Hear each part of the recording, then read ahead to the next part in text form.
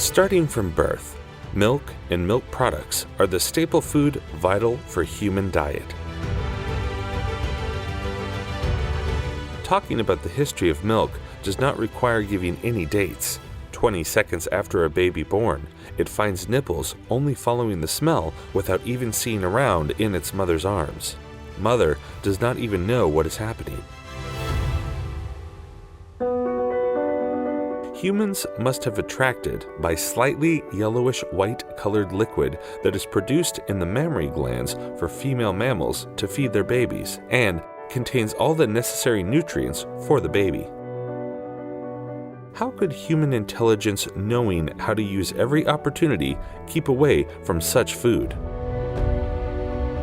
It is estimated that milk consumption dates back to 9000 BC in Iran, Afghanistan, and Anatolia after the domestication of animals. It is estimated that Turks, Mongols, and other nomadic tribes introduced milk processing techniques to modern Russians and Middle East countries.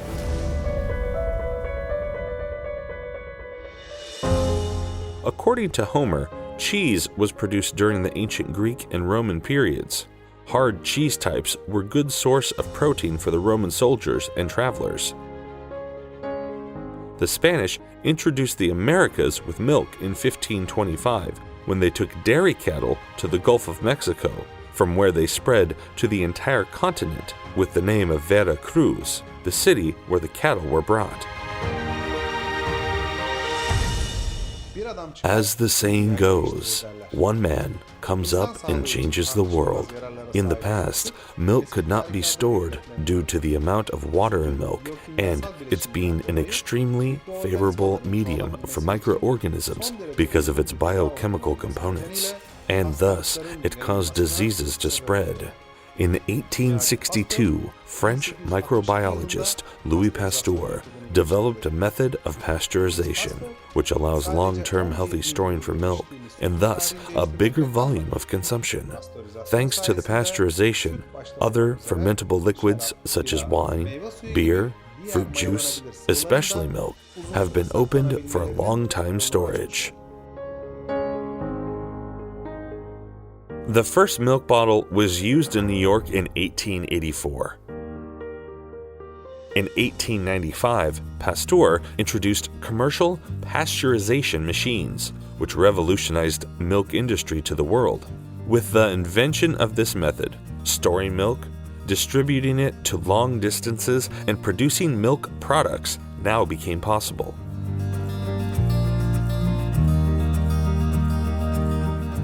Today, the global milk production is 800 million tons, and the largest milk producer is the European Union with 160 million tons, followed by the United States with 92 million tons, and India with 65 million tons.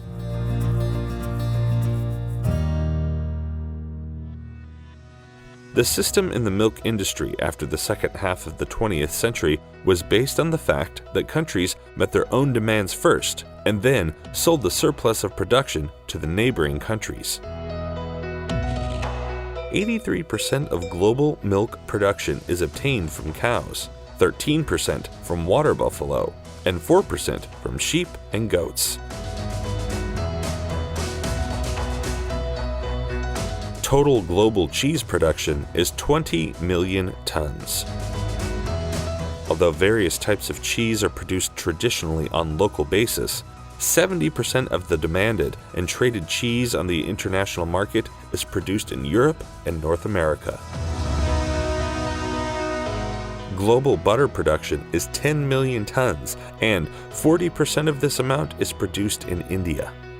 Global yogurt production is only 50 million tons, which is produced mainly in China, Iran, and Turkey.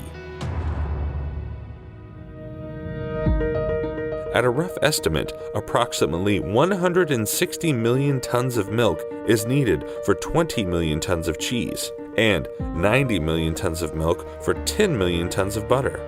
So, about 40% of the global production is used for the production of these three products, vital for human health: cheese, butter, and yogurt.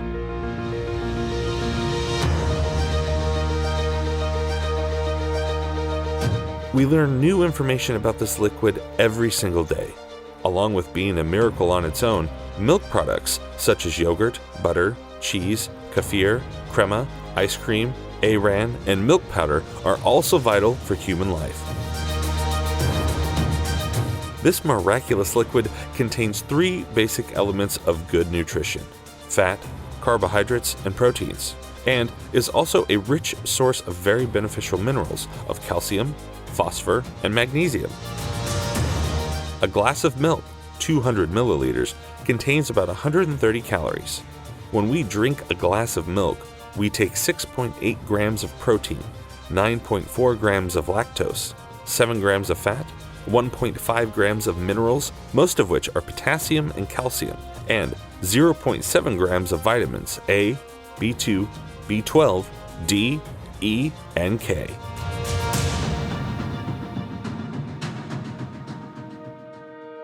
Transporting milk from milkhouses to industry requires a painful and planned organization. Approximately half of the 800 million tons produced in the world is a pasteurized consumption. The basic technique of pasteurization is as follows. The milk must be reheated rapidly and sufficiently to allow the microbes to die, be held for a short time, and again be recooled rapidly without the formation of microbes. The milk found on the market is kept about 15 seconds at 65 degrees and brought back very quickly to 4 degrees, which is the marketing temperature. The shelf life of this type of milk is between 3 to 5 days and must be kept in the refrigerator at home. The UHT long life milk will be heated to 140 degrees, held for 4 to 5 seconds, and then cooled very quickly. The UHT milk can be stored for 2 to 6 months at room temperature. However, it should be kept in the refrigerator after opening, and the milk should be consumed within 2 days. In opposition to popular belief, no additive substance is used in both milk storage methods. Nevertheless, in comparison with UHT milk, with both methods being healthy, daily milk has been found to better protect calcium minerals, vitamins A, B6, and B12 compared. Cheese, the second most important foodstuff produced from milk, is one of the rare foodstuffs that increase in value and taste during storage. Cheeses are generally stored between 2 and 5 degrees, have storage times of 2 to 12 months. The butter obtained from the milk can be stored for 12 months at -25 degrees. The cold chain is one of the largest trade volumes of our planet, providing dairy products to travel around the world. Milk is a very important nutrient produced when mammals give birth, and it is available for a short time only to feed and grow the babies. We are surmounting this milk with the most gentle description. So, let's do it, whether by drinking or making cheese, but never waste any drop of milk.